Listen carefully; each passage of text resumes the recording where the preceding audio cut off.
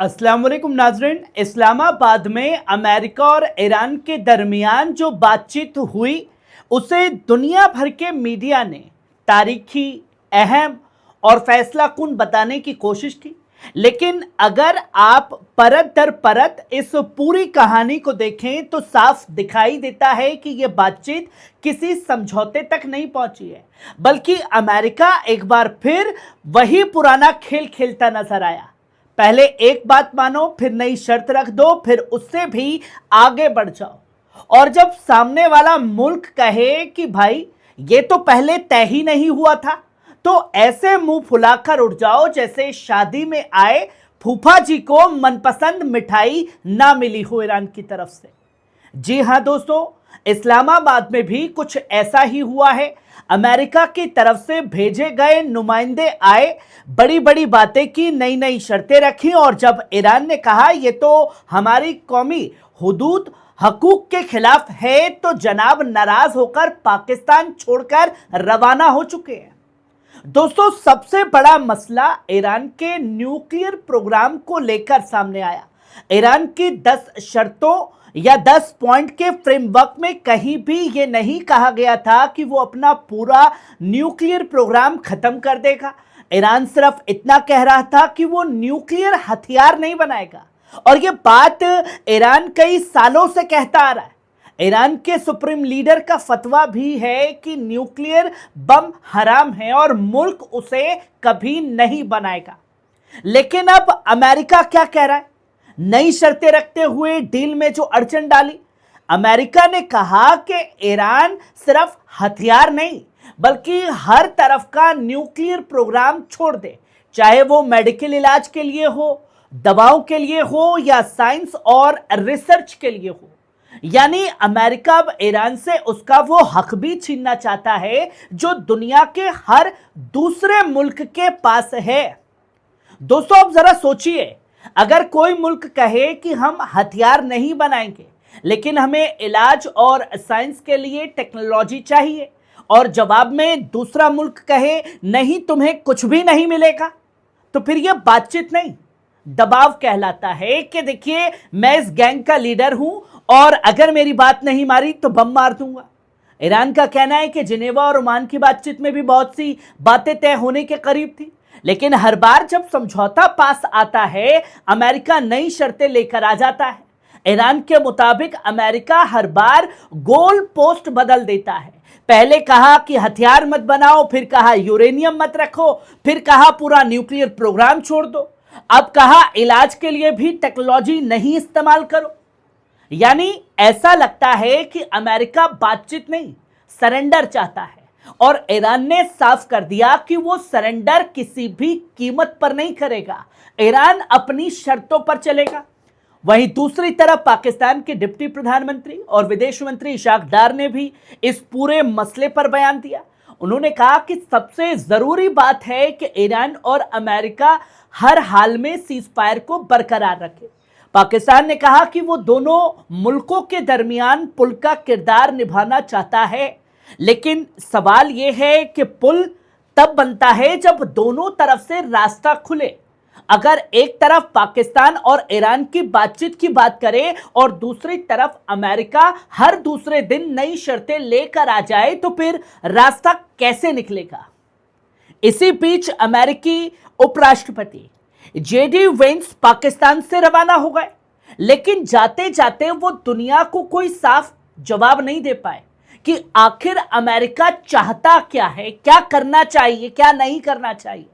इसी बीच ईरान के विदेश मंत्रालय के प्रवक्ता इस्माइल बकाई ने साफ लहजे में कहा कि कुछ मसलों पर दोनों मुल्कों के बीच समझ बनी है, लेकिन 2-3 बड़े मुद्दों पर अब भी इख्तलाफ बाकी है। उन्होंने कहा कि 40 दिनों की जंग, हमलों, बेएतमादी के बाद किसी को भी यह उम्मीद नहीं थी कि सिर्फ एक मुलाकात में सब कुछ तय हो जाएगा। और सच पूछिए तो यह बात बिल्कुल दुरुस्त है ईरान की, क्योंकि भरोसा का एक दिन में नहीं बनता, खासतौर पर तब नहीं जब एक तरफ वो मुल्क हो जिसने पहले भी कई बार समझौते किए और फिर खुद ही उन्हें तोड़ दिया। याद कीजिए, ईरान ने पहले भी न्यूक्लियर डील की थी, उसने बहुत सी पाबंदियां मानी थी, लेकिन बाद में अमेरिका ने खुद उस डील से निकलकर ईरान पर नए बैन लगाए थे। तो अब अगर ईरान अमेरिका की बातों पर भरोसा नहीं कर रहा है तो इसमें हैरत की बात क्या है? यह भरोसा तो खुद ही उसने कायम किया है कि कोई उसकी बात न माने। अब बात करते हैं उस मसले की जिस पर सबसे ज्यादा तनातनी है, वो है हुर्मुज की खाड़ी। हुर्मुज सिर्फ एक पानी का रास्ता नहीं है, दुनिया का बहुत बड़ा तेल इसी रास्ते से गुजरता है। अगर ये रास्ता बंद हो जाए तो तेल महंगा होगा, बाजार गिरेंगे और पूरी दुनिया की इकोनॉमी तक हिल सकती है। ईरान ये बखूबी जानता है कि हुर्मुज उसकी सबसे बड़ी ताकत है और इसी वजह से ईरान इसे अपना सबसे बड़ा पत्ता मानता है। लेकिन यहां भी अमेरिका का रवैया बिल्कुल उलझा उलझा सा हुआ है। पिछले 10 दिनों में ट्रंप ने हुर्मुज को लेकर दो बिल्कुल अलग अलग बातें कही। पहली ये कि हमें हुर्मुज से कोई मतलब ही नहीं है, अमेरिका को वहां से आने वाले तेल की जरूरत भी नहीं है, दूसरे मुल्क खुद इसे संभाले, मैं किसी को बचाने नहीं आऊंगा। फिर कुछ ही दिनों बाद वही ट्रंप कहने लगा कि अगर हुर्मुज खुला नहीं रहा तो कोई बातचीत नहीं होगी।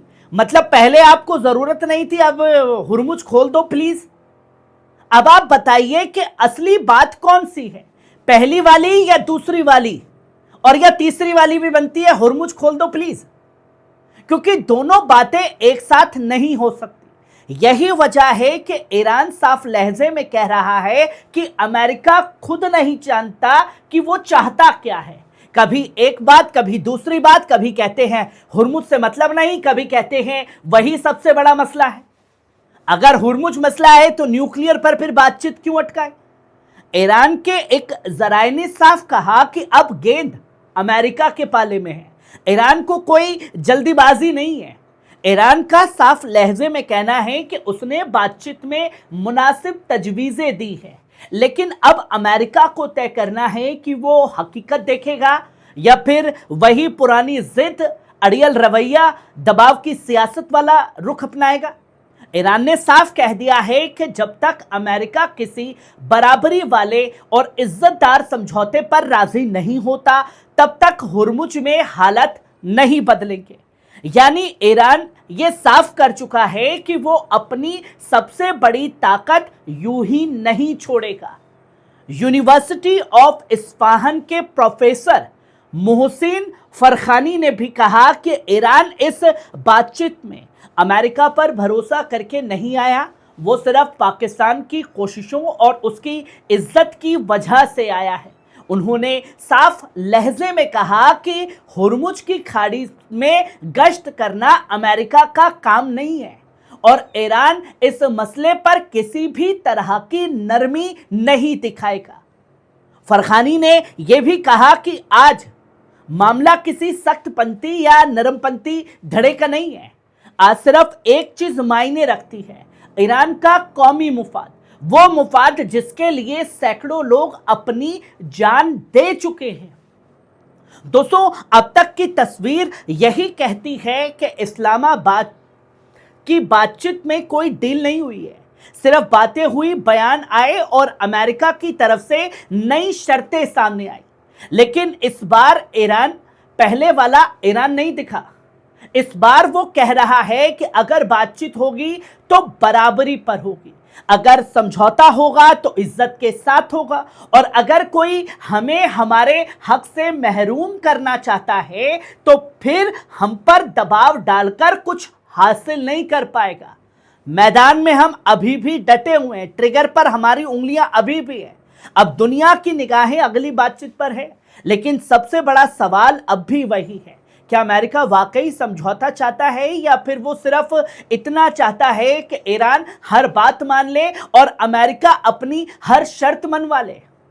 क्योंकि अगर यही रवैया रहा तो इस्लामाबाद की ये बातचीत सिर्फ एक और नाकाम मुलाकात बनकर रह जाएगी और दुनिया एक बार फिर उसी खतरनाक मोड़ पर खड़ी होगी जहां से आगे सिर्फ तनाव, टकराव और अनिश्चितता दिखाई देती है।